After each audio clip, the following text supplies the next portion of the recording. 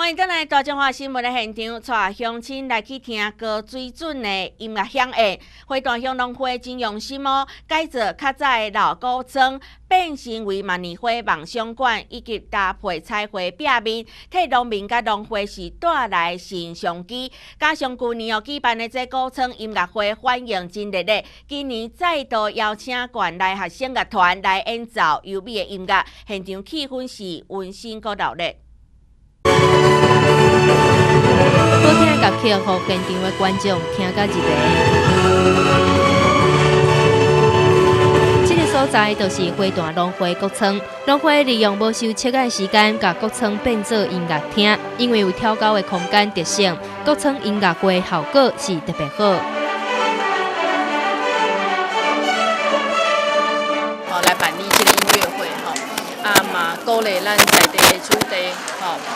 来做一个表演用一个协助的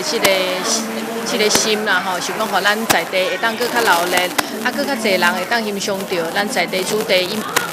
奏的这个音乐要听到这样子的一个音乐会，确实是不容易。所以身为民意代表，我们也希望说，我们的地方政府能够结合在地的乐团，然后能够走入各社区，让我们所有的乡亲都能够听到美妙的音乐。事实上，这场国村音乐会除了花坛农会以外，一群花坛在地少年人才是幕后的功臣。伊唔甘看到花坛一直被边缘化，要用文化创意的艺文活动来重新塑造花坛的特色。花坛乡一直以来就是所谓的不是偏乡的偏乡。那资源大部分都集中在彰化或者是园林的部分。那我们一直希望就是说花坛在艺术以及文化上面能有所提升。所以花坛乡里面有许多热情的乡亲